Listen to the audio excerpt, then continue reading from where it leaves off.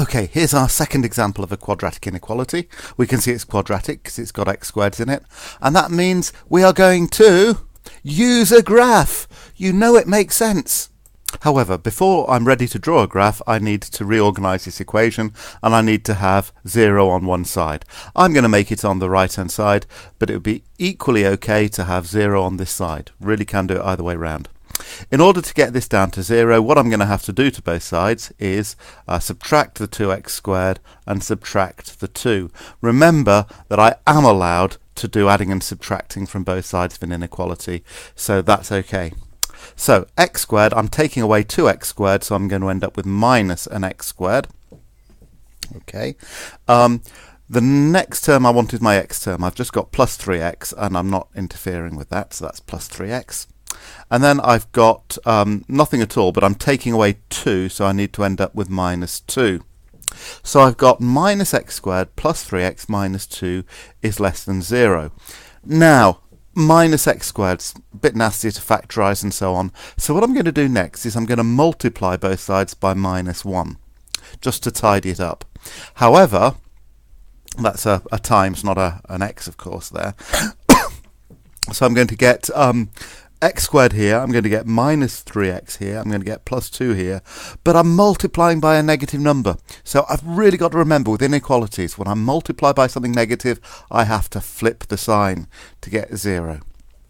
Okay, so this was one way to get this. Now, if you'd actually started by trying to get 0 on the left hand side, and you'd subtracted x squared and subtracted 3x from both sides, we'd have actually got straight to 0 is less than x squared minus 3x plus 2, okay, which you can see is equivalent to this, and that might have been a smarter thing to do because I wouldn't have had to muck around with this multiplying by minus 1. Okay, so the first thing we do is manipulate it to get 0 on one side, but make sure that we just do adding and subtracting, or if we really need to, multiplying and dividing, being careful about negative values.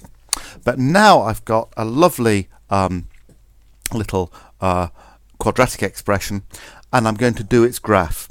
So we are going to not try and go any further with any algebra here. I'm going to find the critical values, or the x-intercepts. I'm going to say critical values are going to be when x squared minus 3x plus 2 equals 0. So I'm now dealing with an equation which I can solve, not an inequality for which I need to look at the graph. So how do I solve this? Well, I factorise into 2 brackets, okay, and this is quite an easy one, but I always want you to do a grid. So I need an x squared, x times x. I need a plus 2, but there are negative numbers going to be needed, so it must be minus 1 and minus 2. Does that work? Minus 2x minus x. Oh yes, that gives minus 3x. So it's x minus 1, x minus 2 has to equal 0. So possibilities: x minus 1 equals 0, or x minus 2 equals 0. So the solutions are x equals 1 and x equals 2. Those are my critical values. Those are the x-intercepts of my graph. So thinking about the graph, don't need a y-axis, in fact, only need an x-axis. So my values are x equals 1 or x equals 2. Okay.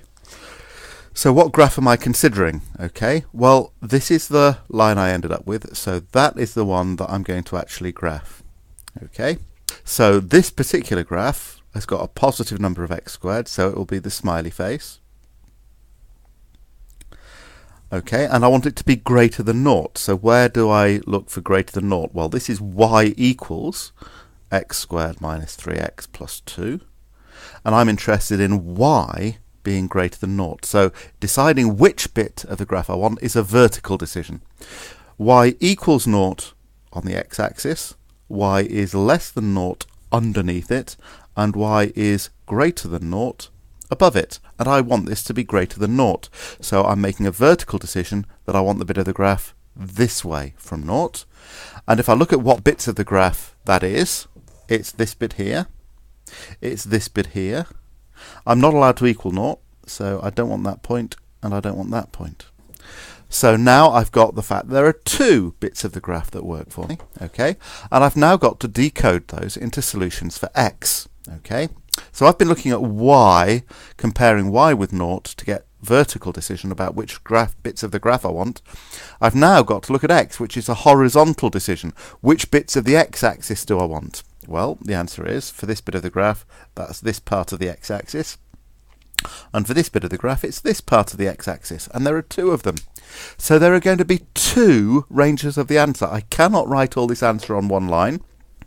Okay, either I want this bit of the graph, and on those bits of the graph, x is what compared with 1? X is less than 1. Or I want to be on this bit of the graph, which is x is greater than 2. But there are two ranges. Okay, what I cannot do is try and put all of that information on one line. It just doesn't work. If you wrote something like 1 and 2 and then put an x in between and tried to say that 1 is greater than x and that x is greater than 2. This is garbage. This is saying, this line here is saying that 1 is greater than 2. It's just rubbish. That does not work. Don't do it. Okay, leave it as two ranges when there are two separate parts of the graph. And on this example, we're done.